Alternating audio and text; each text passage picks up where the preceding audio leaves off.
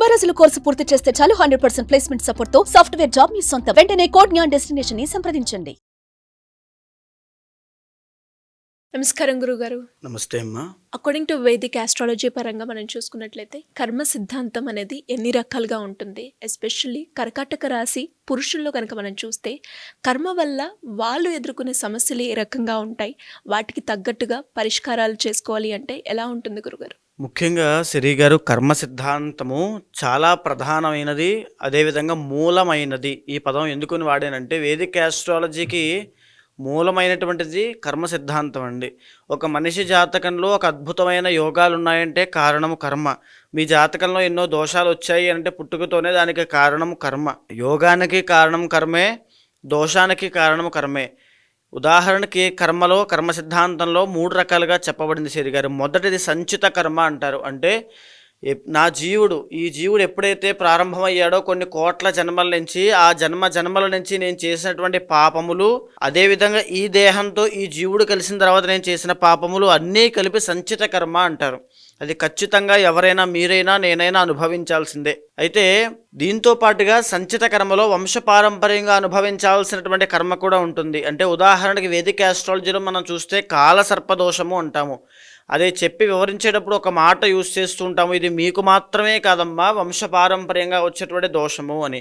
దాన్ని ప్రూవ్ చేయడం ఎలా అంటే వాళ్ళ యొక్క వంశవృక్షాన్ని తీసుకుని ఎవరికైతే సంతాన సమస్య అనేటువంటిది కనబడుతూ ఉందో, ఆడ సంతానం ఎక్కువగా కలుగుతూ ఉందో, వాళ్ళ యొక్క వంశవృక్షం ద్వారా మనం వెనక్కి వెళ్తే ఎవరి ద్వారా ఈ యొక్క కాలసర్పదోషం ఈ జాతకుడికి వచ్చిందో మనం తెలుసుకోవచ్చు. అంటే సంచిత కర్మ అనేటువంటిది వంశపారంపర్యంగా వచ్చేటువంటి దోషాలతో భాగంగా ఆ జీవుడు, ఆ జాతకుడు ఖచ్చితంగా అనుభవించాల్సిందే. ఇక రెండవది ప్రారబ్ధ కర్మ అని ఉంటుందండి. ప్రారబ్ధ కర్మ అంటే ఈ దేహము, ఈ జీవుడు కలిసి ఇప్పుడు నేటి ఉన్నటువంటి జన్మలో ఏదైతే తప్పులు చేస్తారో, ఏదైతే కర్మ అనుభవిస్తారో దానికి ప్రతిఫలం అనే ప్రారబ్ధ కర్మ అంటారు. ఉదాహరణకి ఇప్పుడు నేను ఎవరైనా ఒక వ్యక్తిని కొట్టాను అనుకోండి, అతను నన్ను తిరిగి కొట్టాడు అనుకోండి, ఆ కర్మకి, నేను కొట్టడానికి తగినటువంటి కర్మకి తిరిగి నన్ను కొట్టడం అనేటువంటి ప్రతిఫలం నేను ఈ జన్మలోనే కాసేపట్లోనో, కొన్ని రోజుల తర్వాత, కొన్ని వీక్స్ తర్వాత అనుభవిస్తాను.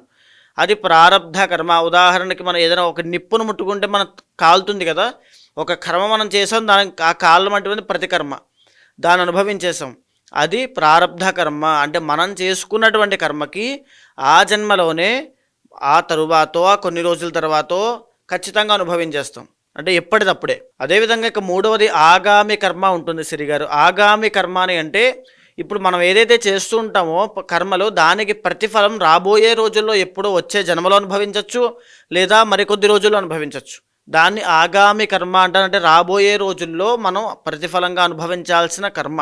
అయితే ఇప్పుడు దీనికి ఆస్ట్రాలజీకి ఏంటి సంబంధం అంటూ ఉంటుంటారు. అంటే ఈ రోజున ఇలా సౌకర్యవంతంగా ఒక కుర్చీలో కూర్చున్నాము, వేసుకోవడానికి బట్టలు ఉన్నాయి, మాట్లాడడానికి 4 మాటలు వస్తున్నాయి, ఆ మాటలకి తగినటువంటి తెలివితేటలు, ఆ జ్ఞాపక శక్తి, ఆ యొక్క సరస్వతి కటాక్షం అన్నీ ఉన్నాయంటే దానికి కారణం ఒక కర్మ.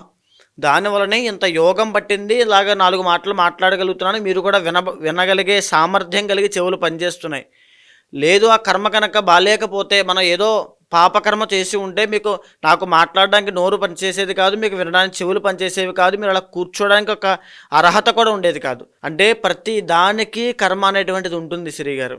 ఆ కర్మనే వేదిక్ ఆస్ట్రాలజీకి మూలము. ఆ కర్మ ఉంటేనే ఒక వ్యక్తి ధనవంతుడిగా ఎదుగుతాడు, ఆ కర్మ ఉంటేనే ఆ వ్యక్తి దరిద్రుడిగా అధఃపాతాళానికి వెళ్ళిపోతాడు. ఉదాహరణకి ఒక గొప్ప వంశంలో పుట్టినటువంటి వారు ఏ పని చేయకుండా ఏదో వాటి కోసం, వ్యాపకాల కోసం వెంపర్లాడుతూ వాళ్ళ జీవితాన్ని నాశనం చేసుకున్న వాళ్ళు లేరా? దానికి కారణం కర్మ.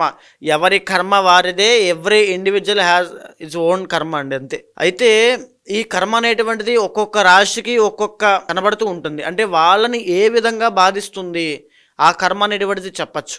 ఉదాహరణగా వేదిక ఆస్ట్రాలజీలో గ్రహాలలో శనిని కర్మకారకుడిగా చెప్తారు. అంటే శని ఎప్పుడైతే మన జీవితంలోకి ఎంటర్ అవుతాడో మనం చేసుకున్న కర్మని అప్పుడు మనం అనుభవిస్తాం. ఓకే, మళ్ళీ శనిలో ఎన్ని షేడ్స్ ఉన్నాయి? అష్టమ శని, అర్ధాష్టమ శని, కంటక శని, ఏలినాటి శని, ఇలా ఎన్నో ఉంటాయి. ఏంటి డిఫరెన్స్ ఏంటి అంటే కర్మ ఎప్పుడు ఒక రకంగా ఉండదు, ఒక రకంగా ట్రాన్స్ఫార్మ్ అవ్వదు. మనం ఎవరినో మోసం చేస్తాం అనుకోండి, మనం ఇప్పుడు మోసపోతాం. మనం ఎవరి డబ్బులు ఖర్చు పెట్టించేసాం అనుకోండి, అనవసరంగా మన డబ్బులు ఖర్చు అయిపోతాయి. మనం ఎవరి దగ్గర అబద్ధం ఆడామనుకోండి, ఎవరో మన దగ్గర అబద్ధం ఆడతారు, మనం మోసపోతాం. సో ప్రతి దానికి రిఫ్లెక్షన్ అనేటువంటిది ఈ యొక్క శని పీరియడ్ ఆఫ్ టైంలో ప్రతి ఒక్కరికి కనబడుతుంది. మరి ముఖ్యంగా కర్మ వల్లనే వీరు ఇలాంటి సమస్యలు ఎదుర్కొంటాయి అన్నట్టు ఏమైనా ఉంటాయా? ఉంటే వాటిని ఎలా గుర్తించవచ్చు అంటారు గురుగారు? ఈ యొక్క కర్కాటక రాశి వాళ్ళకి ముఖ్యంగా మనం మాట్లాడుకునేటువంటి మగవాళ్ళకి ఈ సంచిత కర్మ అనేటువంటిది ఆర్థిక పరమైనటువంటి ఇబ్బంది పెడుతూ ఉంటుందండి. ఉదాహరణకి వాళ్ళని తీసుకోండి, వాళ్ళని ఎవరిని ఇప్పుడు పట్టుకుని అడిగినా వాళ్ళకి ఆర్థిక పరమైనటువంటి సమస్యలు, గాయాలు పాలయ్యేటువంటి సూచనలు, ఇంజూరీస్ అవ్వడము, సర్జరీస్ అవ్వడము, లేకపోతే అప్పుల బాధలో పీకల వరకు మునిగిపోవడము, లేకపోతే గొడవలకు వెళ్ళి అక్కడ తగాదాల వల్ల లిటిగేషన్స్లో ఇరుక్కుని అనుకోని సమస్యల్లో ప్రమేయం లేకుండా వాళ్ళ తప్పు లేకుండా ఇరుక్కోవడం లాంటివి. ఇంకా చెప్పాలంటే మ్యారీడ్ లైఫ్లో గొడవలు కూడా అవి ఎక్కడెక్కడికో పెద్ద మనుషుల్లోకి దారి తీయడము, లేకపోతే లవ్ ఫెయిల్యూర్స్, ఇవన్నీ కూడా జరిగినటువంటి గత సంవత్సరాలుగా అవ్వచ్చు. ఈ యొక్క కర్కాటక రాశి వాళ్ళకి సంచిత కర్మ వల్ల ఇబ్బంది పడేటువంటి ప్రాబ్లమ్స్ అండి. అండ్ ఇంకొక విషయం చెప్తున్నాను, కర్కాటక రాశి వాళ్ళు కనుక జరిగిన సంవత్సరాల్లో కానీ ఈ రాబోయేటువంటి మార్చి 30 లోపు కానీ ఏదైనా వాహన ప్రమాదానికి గురి అయ్యారంటే అది సంచిత కర్మ వల్ల వచ్చినటువంటిదే. ఆ సంచిత కర్మ మిమ్మల్ని అన్ని రకాలుగా ఇబ్బంది చేస్తూ ఉంటుంది. అంటే రాబోయేటువంటి మే 15వ తారీఖు తరువాత కూడా 12వ స్థానంలోకి గురుడు వచ్చిన తర్వాత విపరీతమైనటువంటి ఆర్థిక ఇబ్బందుల్లోకి గురవుతారు. ఏదైనా ఒక వాహనాన్ని కానీ, వస్తువులు కానీ, వస్త్రాలు కానీ కొనుగోలు చేయడము, దాని ద్వారా వచ్చేటువంటి ఖర్చు వల్ల ఆర్థిక ఇబ్బందులు, ఆర్థిక ఒడిదుడుకులు ఎదుర్కోవడము. ఇంకా బాగా చెప్పాలంటే ఈ యొక్క ఆర్థిక సమస్యలు మీరు అప్పులు పాలు అయిపోయేంత వరకు వెళ్ళిపోతాయి. చాలా విపరీతంగా ఇబ్బంది పడతారు. అదే డీఫేమ్ అవ్వడం, ఎవరైతే పబ్లిక్ సెక్టార్లో, పబ్లిక్ డొమైన్లో వర్క్ చేస్తుంటారో వాళ్ళు డీఫేమ్ అవ్వడము, పాపులారిటీ తగ్గడము, ఈవెన్ సినిమా మూవీ ఫీల్డ్ ఇండస్ట్రీలో ఉన్న వాళ్ళకి కూడా ఈ రకమైన ఇబ్బందులే ఉంటాయి. ఒరిజినల్ 4th హౌస్ కాబట్టి తల్లికి ఈ సమయంలో తల్లికి ఏదైనా ఆరోగ్యపరమైనటువంటి ఇబ్బందులు రావడం లాంటివి కూడా కనబడతాయి. అదేవిధంగా గృహయోగానికి సంబంధించి వీళ్ళు ఎవరైనా ఏదైనా ఇల్లు కట్టుకోవాలని ప్రారంభం చేశారనుకోండి, జరిగిన సంవత్సరంగా అదే జరుగుతుంది. ఆల్రెడీ ఇల్లు కట్టుకోవాలనుకున్నారు, అర్ధాంతరంగా మధ్యలో ఆగిపోవడము, డబ్బులు అందక లేకపోతే ఏదో ఒక సమస్య వల్ల మధ్యలో ఆగిపోతుంది.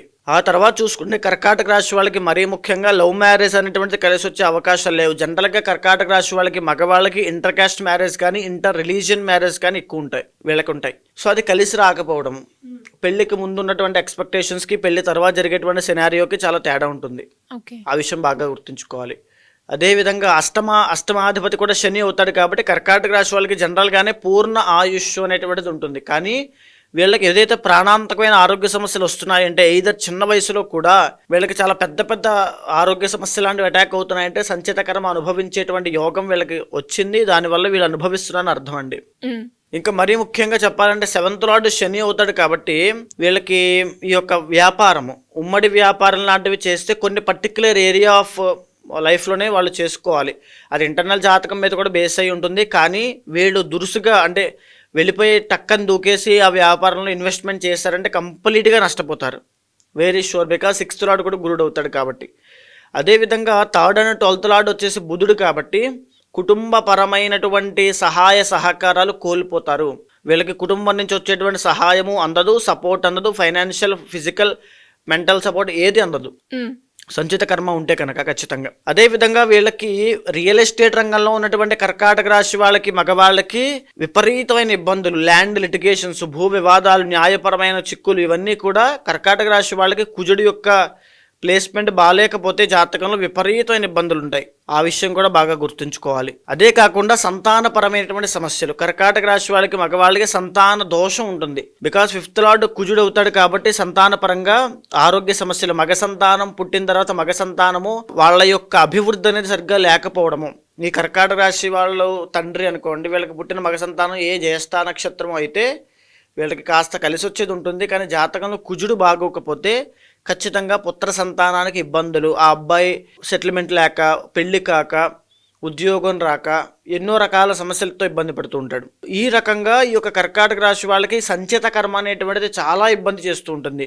అంటే మేజర్గా జాగ్రత్తగా ఉండాల్సిన అంశాలు, ఒకటి ఒబేసిటీ వల్ల, రెండవది న్యూరో రిలేటెడ్ ప్రాబ్లమ్స్ వల్ల, ఈఎన్టీ ప్రాబ్లమ్స్ వల్ల, వంశపారంపర్యంగా వచ్చేటువంటి ఆరోగ్య సమస్యల వల్ల, ఈ 4 విషయాల్లోనూ వీరు వెరీ కేర్ఫుల్గా ఉండాలి, చాలా జాగ్రత్తగా ఉండాలి. లేకపోతే జీవితాంతము మెడికేషన్ వాడుకుంటూ ఆ యొక్క ట్రీట్మెంట్స్ తీసుకుంటూ గడపాల్సిన పరిస్థితి వస్తుంది. మరి ఎవరైనా కూడా జాతకరీత్యా వారు ఎదుర్కొన్న సమస్యలకి పరిష్కారం చేసుకోవాలి అన్న, పూజలు చేయించుకోవాలి అన్న ఎలా ఉంటుంది గురుగారు? అంటే బేస్డ్ ఆన్ ఇంటర్నల్ జాతకం మీద కూడా ఆధారపడి ఉంటుందండి. ఓన్లీ మనము ఇప్పుడు మనం చెప్పేది కర్మ అనుభవము, కర్మ సిద్ధాంతము కాబట్టి కర్మ అనేటువంటిది ఎవరికైనా ఎఫెక్ట్ అవుతుంది. ఈవెన్ నాకైనా, మీకైనా, ఎవరికైనా ఎఫెక్ట్ అవుతుంది. అయితే అది ఏ రకంగా ఎఫెక్ట్ అవుతుందో ఇప్పుడు మనం మాట్లాడుకుంటూ ఉన్నాం ఒక్కొక్క రాశి గురించి.